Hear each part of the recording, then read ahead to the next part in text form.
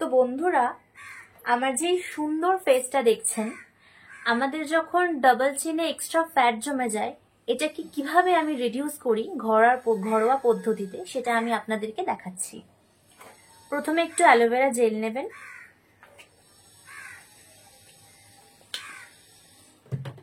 তারপর একটু গোলাপ জল ওতে মিক্সড করে নেবেন। তারপর দুটো হাতে এইভাবে মিক্সড করে অ্যান্টি ক্লকওয়াইজ এটাকে এভাবে ম্যাসাজ করবেন। একবার এদিক একবার এদিক।